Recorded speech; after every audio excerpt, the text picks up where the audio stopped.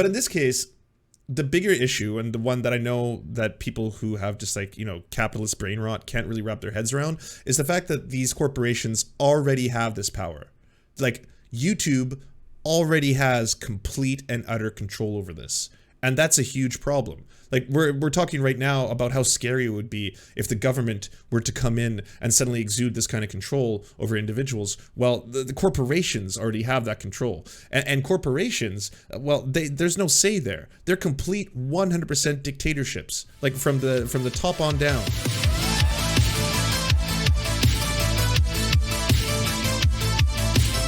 Well then, hi, it's Jeremy time.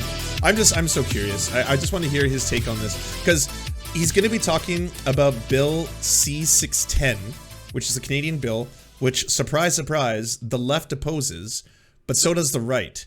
But these are for very, very different reasons. I don't want more Patriot Act style shit in Canada, which this effectively is. What it's doing is it's going to give the CRTC, which is the Canadian body that oversees all media in this country, the ability to potentially police and regulate individuals' social media accounts, such as your personal YouTube account, your personal... And on the left, what we're usually arguing for when it comes to big tech is to break it up and make it into a public utility. That is different than what is being proposed here. Why this would be bad, effectively, is that, yes, it might be okay if someone who was left in power was there, but at the same time, the pendulum swings like in any democracy, and the Conservatives could come to power. Aaron O'Toole and his Tool army could be the ones who police speech. I guess he called himself the Quartering once he realized he wasn't hung or drawn. From the Quartering, with a bit of a more serious topic, we often roast on this channel the internet firewall that, for example, China uses, that essentially scrubs all How do I feel about the content NDP spreading this? Choked. so that its citizens can only consume government-approved content. There is some level of oversight in most countries on what goes on TV or what goes on the internet. Free speech doesn't really exist in a pure form, at least online. We've seen this with deplatforming and Okay, so yeah, make no mistake. When right-wingers talk about free speech and absolute free speech, they want to do Nazi shit. They want to say the N-word, right? They want to not have any kind of like judgment. They want to have no repercussions for their actions. That's one of the reasons they're always pushing on that. And hey, make no mistake, there should be a name for this rule. Any single free speech platform, given a little bit of time, will eventually be populated by Nazis. Like, how does this keep happening? Like, people, when they joined Gab, were like, oh yeah, Gab's kind of nice, except all this anti-Semitic stuff is a little hardcore. Like, it's only a matter of time. How the tech oligarchy of Twitter and Facebook and Amazon can all work together to remove competition. We know that it's a frightening world indeed. Canadian. But I want to talk about a new internet firewall that's going up in America's hat, or I guess America is Canada's pants. And don't click off if you're not if you're like, oh, it's from Canada, because. Wow, that really shows you how Canada news doesn't get the clicks. It's true. It's true. I got to agree with Jeremy here. You'll find more often than not content creators from the merry old land of Canada. Even all the famous right-winger ones, they act like they're American for some reason. Like Lauren Southern, Steven Crowder, Stefan Molyneux, every single one of them. Even Jordan Peterson. I mean, he can't really get away with it because he's just got that prairie twang about his voice. Trans people shouldn't have rights. This is really, really important. It's really important because, this is the type of thing that very progressive leaders here in the United States certainly would love to do. Now, in Canada, much of the content that is on their television, from what I understand, believe me, sorry, Canadians, please take it easy on me. I'm trying to help you. I may not get everything correct, but there's an agency called the CRTC, which kind of oversees Canadian programming to run it past a level of many checks to see how, quote, Canadian it is. If that alone doesn't give you shivers down your spine, they have a weird point. So he's not almost entirely wrong. There's definitely some really fucked up history with Canada being this colonial superpower, where the CRTC, in fact, does have to have not so much that it has to represent Canada, but that it has to be content that is going to be beneficial to Canadians and uphold the Canadian identity, which I will be the first to agree with on, Jeremy. It's creepy as fuck. It's absolutely creepy as fuck. It also does a lot of things that may benefit local artists, for example, which is not entirely a bad thing, such as 3% of everything that is on Canadian radios, like radio stations, has to be Canadian content, because otherwise there's just this, like, I guess, influx of American media that would dominate the airwaves. So that's another thing that they do. System, which can be gamed and bent in order to actually be Canadian enough. You could see live action and continuous action Yeah, so like someone just said, can you imagine how Americanized would be without the Parker's law CRTC? describes the condition where any social platform that describes themselves as free speech will be invaded by far-right nuts, Nazis, conspiracy theory nuts, or a mix of them. Or nuts, or literal nuts. But yeah, so one of the big reasons that this system exists was, in fact, to promote Canadian artists, music producers, stuff of that nature. So, you know, is the content Canadian itself that is going to be airing on Canadian airwaves is one of the ideas behind it. Animated series needs to have a Canadian director, screenwriter, first and second lead performer, production designer, director of photography, music composer, picture editor. These are all, there's a point system, and you need a certain number of points to be, I don't know, considered Canadian enough. You can see a series. At least 60% of the series episodes attain 6 points or more. So you could backload a series, front load a series, and then do whatever you want. A documentary, you know, I watched a video where, the YouTuber was giving a lot of different examples, and none of it really made sense to me on why this system exists. But it's very frightening. Having never really seen anything like this before. Well, it's like, I guess he's just learning about it for the first time. It's not new. And yeah, it's not just Nickelback and Avril Lavigne, all right? There's Canadian music is varied. There's the superstars like Drake and Justin Biebs that'll be played on Canadian media as well. The Weeknd is quite frequently on Canadian radio as well. If you go to the more indie bands, you'll have Arcade Fire playing in the background. Electronic music will have Deadmau5, stuff of that nature, Chromeo. Before here in the United States, while systems like this exist for our award shows and probably for government handouts, for Hollywood productions, that's why so many production companies film in Georgia, there's all sorts of stuff like this kind of leaking in. Okay, so just to explain this a little bit, because I'm sure for a lot of people, they're like, whoa, this is horrifying. This feels like George Orwell in 1987. The other thing is that most Canadian media is usually also heavily funded by the taxpayer. That's one kind of cool thing about the Canadian system. It's far from perfect. It's really fucked up. They usually grant a lot of projects to like the same perpetual Canadian fucking That's the reason Canadian television is so fucking shitty, to be honest, is that they will usually license and grant and give grants to shows that they know are just going to be Canadiana porn in essence, right? I mean, you do get the occasional thing that squeaks out of there, but usually it's like Anna Green Gables, the 20th series. Yeah, it's been rebooted again. Anna Green Gables. Oh no, we have a new Anna Green Gables. But we have something called the CMF, which is the Canadian Media Fund. And what that in essence does is all the taxpayers' money, well, it goes to a bunch of different stuff in Canada. Some of that stuff is, of course, to manufacture bombs that we sell to Yemen that are then dropped on, sell to Saudi Arabia that are dropped on Yemenis children. That is one thing that we do with that money. But some of the other money goes into a pool, which is the CMF. And that pool of money, so basically, social spending, if you will, is then used to fuel Canadian media. So on the other end of that, they want to make sure that that Canadian media, which is being supported by taxpayers, is also represented in television, radio, and stuff like that. It does not exclude outside media. It just means that a minimum of 30% usually has to be within this point system in Canada. Here in America, but in Canada, it's real. And they have a new, basically, internet firewall here that is going to affect the way YouTube, Spotify, and other platforms, how you, the user, consumes this type of content. It may affect how you see what's on your YouTube homepage, what's in your subscription feed, when you go to explore, what's allowed to be seen there. It may promote particularly Canadian programs or a wide variety of things like that. You can see this article. Your free speech is at risk with Ottawa's push to regulate online content. Liberal government says controversial changes to broadcast bill. So here he's just going completely off the rails. To be totally honest, free speech doesn't exist in Canada the same way it does in America. There's not just basically unilateral free speech. You can say whatever you want within the bounds of you are not directly calling for violence. That's basically how it is in the States, right? The States has pretty extreme free speech. Canada has pretty distinct laws on hate speech. And they've been in this country for a while now, but I think the really codified ones came under the Canadian Charter of Rights and Freedoms under Pierre Trudeau.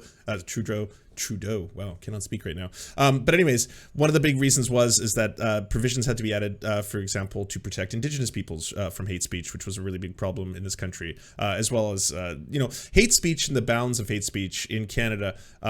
They're not as extreme as people think. You still have the right to say the N-word, and you still have the right to say the N-word, not just in private, but you could say it out loud, but you cannot direct it at another human being, for example, especially if you were doing it directly to a black Canadian. There, you were involving yourself in hate speech. That's where you can't put the N-word on a sign and hang it outside of your house. You don't have the power to do that. You do have the power to do that in the US, but that is one of the differences between Canadian law and American law. Will only apply to, quote, professional content. But as we've always seen with any kind of government intervention, what are they going to describe as professional? Are you calling my content professional? I mean, I have studio lights, I have a professional grade microphone, I have over 1 million. Well, see, that's the thing about Peterson. Peterson lied. He lied to everyone. He was just the flat-faced lying. When he was they are going to police how people use pronouns, that wasn't true at all. What was happening was that trans people were being added to what can be considered hate speech and the definitions therein. And usually it's pretty extreme. It has to be that someone is actively going to try and promote genocide. That was the language that was used, the genocide against the distinct people, and the protected people under this are included to be ethnic minorities, Indigenous Canadians, and now trans people were added to that list. That's what it was effectively doing. But Peterson saw the whole thing as being oh no, there's Z or Zer. If I don't say Z or Zer, I'm going to be put in jail. And none of that was true. Subscribers, am I a professional content Zero creator? people have been put in prison for pronouns. This says the federal government is facing an uproar over controversial changes to a bill that will bring videos and other content posted to social media like YouTube under the purview of the country's broadcasting regulator. What this is government regulating speech through their production arm, or this regulatory arm. The Heritage Committee would allow Canadian Radio, Television and Telecommunications, the CRTC, to regulate user-generated content uploaded to social media platforms, much as it regulates radio and TV content now. There's Canucksploitation? No way. Canucksploitation is a neologism that was coined in 1999 by magazine Broken Pencil. Canucksploitation, going down the road with cannibal girls that ate Black Christmas. Your complete guide to Canadian B-movies. They were Canadian-made B-movies. Most mainstream critical analysis of this period in Canadian film history, however, refers to it as the tax shelter era. Wow, I didn't even know this was a thing. Man, what didn't get an exploitation branded? There's everything. There's blaxploitation. This is wild. The government says the change will apply only to, quote, professional content and are necessary to make wildly successful online streaming services and apps contribute to Canadian culture.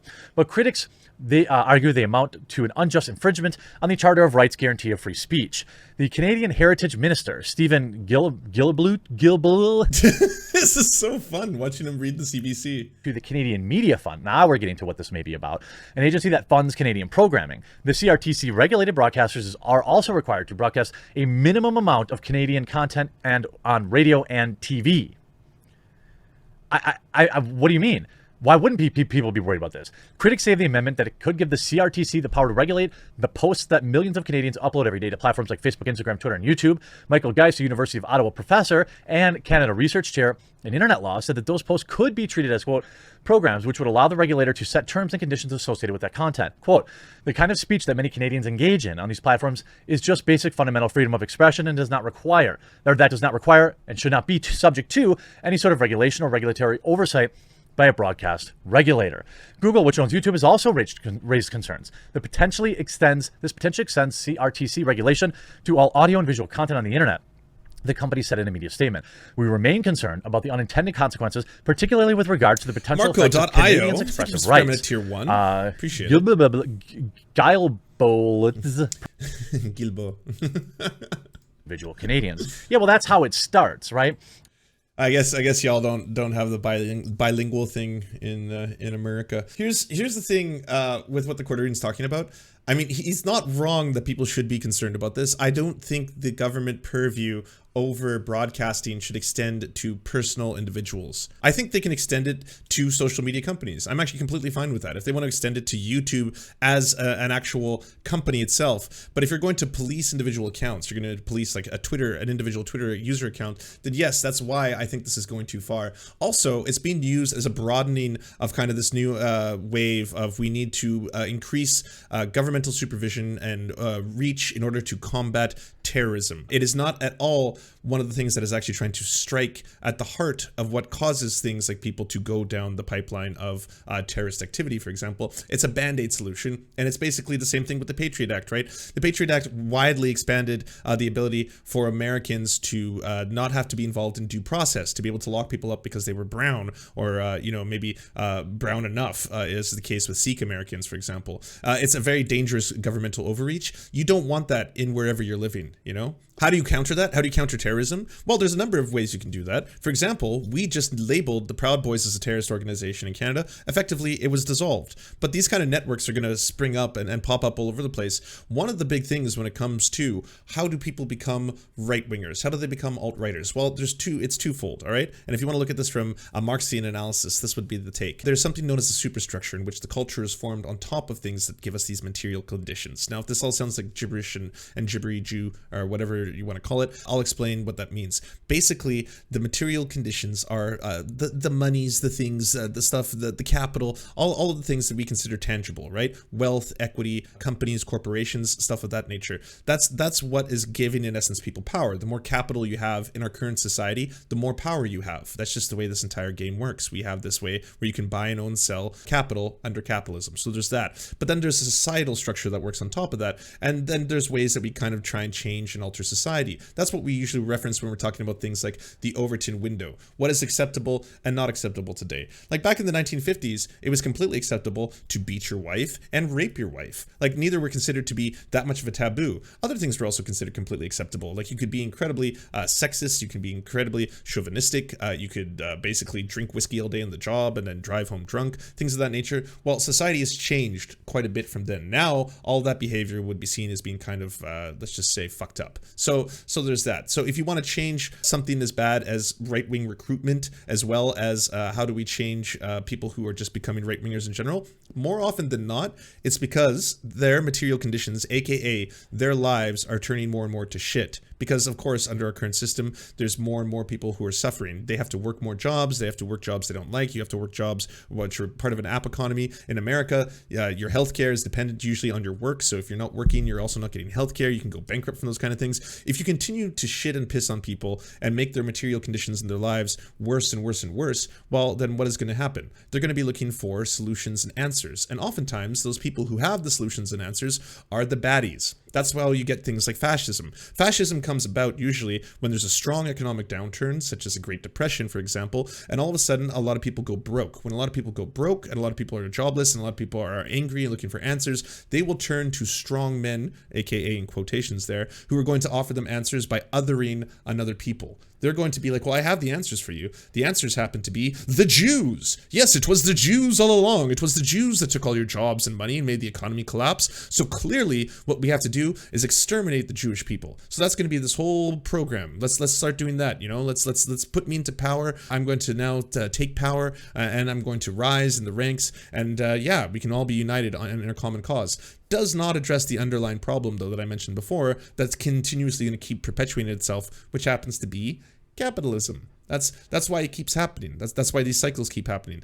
This whole phenomenon is what is referred to as alienation. When you are having a separation between you and the material conditions that are necessary for you to be satisfied in life, you experience alienation, and people look for answers elsewhere. That's how the whole cycle. So if you want to stop this, you have to improve the lives of people. In essence, like the biggest cause, for example, of crime is poverty. It's very easy. That's why people steal. That's why people break into cars. That's why people rob. That's why people are usually addicted to drugs. It's usually not a great mystery. You don't need to other someone else. You don't need to say that it's Muslims. You don't need to say that it's brown people. You don't need to say that it's Asian people. You don't even need to say that it's white people. It doesn't matter. It's usually coming down to the actual systems themselves.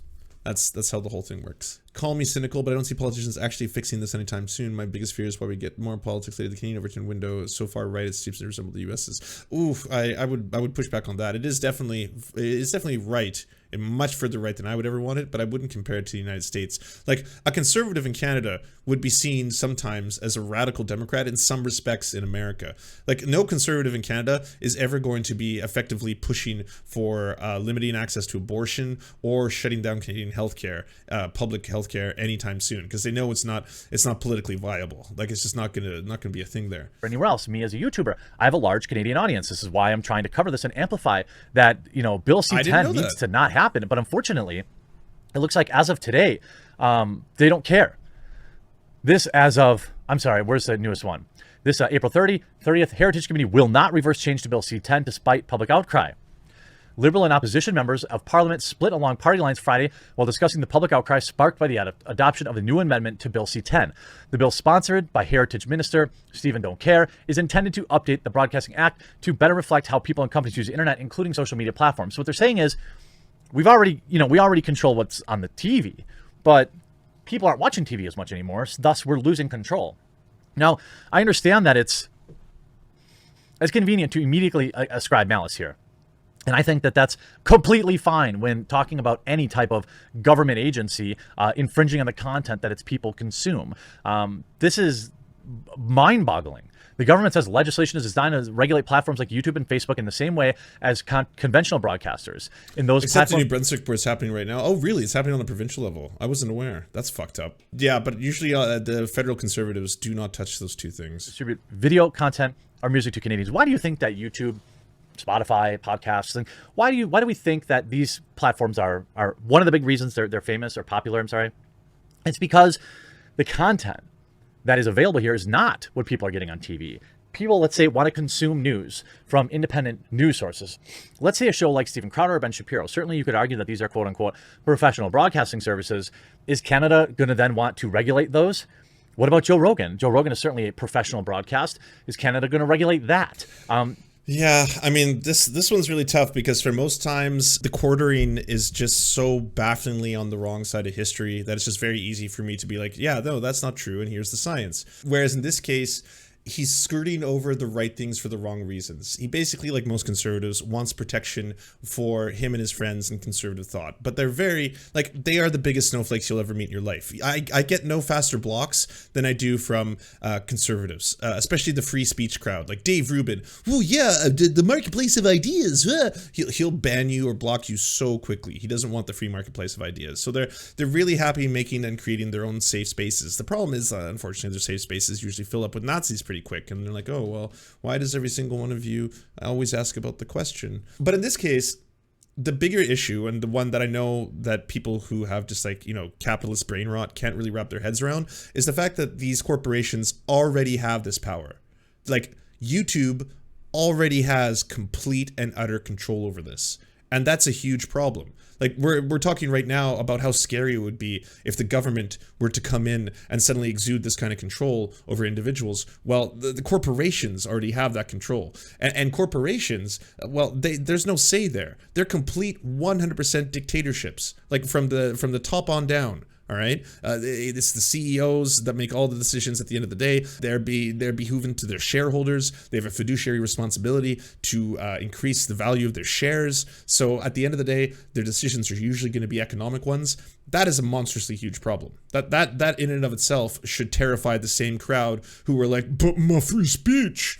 Like, they can't wrap their heads around this. They've been struggling so much with the fact that they're the ones getting censored because they're so far beyond the pale of the Overton window right now. Like, even corporations and respectable society is like, okay, we're going to try and reflect a little bit more about what it seems most people are on board with, which is that we can't just keep vilifying people for the way they're born. That's just not really working out. It turns out people are going to continue to exist, and it turns out that people who are allies and accomplices are going to fight on their behalf for their right to exist. So we can't keep doing that. So that reflection you will start to see in companies. That's the reason all these corporations are, quote, going woke. They're going woke because they're reflecting you, the consumer. You're a market. That's why the CIA is trying to recruit by doing woke ads. That's why every one of these companies has this whole Pride Month thing where all of a sudden it's like, oh, wow, we actually do care about LGBTQIA+, right? That's all it is. It's because they see you as a viable market, a market to sell products to. It's quite the opposite of go woke, go broke. It's go woke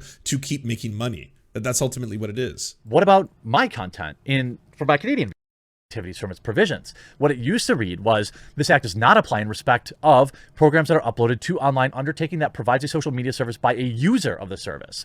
Why did they remove that?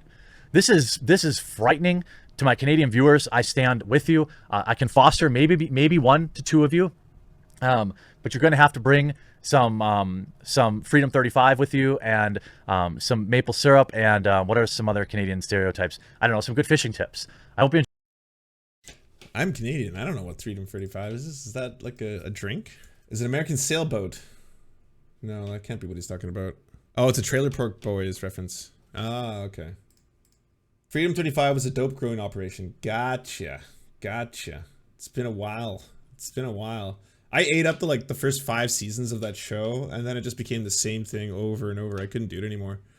It's like, oh, what are we gonna do this year? Oh, let's grow a bunch of dope and then sell the dope and get caught selling the dope, and then the circle continues. Hey, do you like movies? Do you like Serfs? Do you want movies and Serfs watching the movies? So then come over to the new channels. It's the Serfs Cinema. Thanks so much for watching, everybody. Can you do the thing, that thumbs up and comment and all those things that help us out in the algorithm that controls every aspect of our lives? Also, if you happen to have a Facebook account, can you delete it? Like, just delete it. You should probably delete your Facebook account, because it's not a great company. But hey, if you can't do that for whatever reason, I understand. And could you also go to facebook.com/thesurftimes then, and give us a little like and a follow. We're just trying to push back against the fact that people like Ben Shapiro happen to dominate the platform entirely. And when everyone asks, why do older generations believe the things they believe? One of the problems is the majority of them on social media use Facebook. So to counter that, we're just going to be on there too now. Also, if you happen to have a union or a worker co-op or even a leftist project, podcast, website, Zoom, MySpace, it doesn't matter. We will advertise it for free on this channel. All you got to do is go to weareserfs.com and use the forms that we got there, weareserfs.com. Thanks, everybody. To our gods, I'm Raft and Xander Corvus. We shall build golden idols in your honor. To our monarch, Tom Spiker. Our soft, spongy flesh is yours to command. To our lords, Evan Nudie, Trevor R., Alexander Thaler, Ryan Lubin, Bisexual Black Gamer, Toe Fox, and Jeffrey Lamb, we proudly carry your sigils onto the battlefield. And to our Knights of the Round Table, Riley and Anna, Poodlehawk, Multimondi, Timothy Hart, Trevor Janis, Lemmy 101, Anthropophagic, Saren 42, Chronic to Hemphog, Callie Kotka, The Great Pudini, Von Janny, Catherine, Radical Maniac, Ramon Acosta, Encosin, J. Fraser Cartwright, Jimmy Bignuts, Violent Orchard, Sophie Baby, Political Puppy, Andreas Chiringuito, Zach Christensen, Nicholas Marks, Jopi, Josh Mickelson, Melissa Murphy, Todd Buckingham, Todd LaJeunesse, and Constance Joyce LaCheris. We tip our cap and lift our mug and salute you.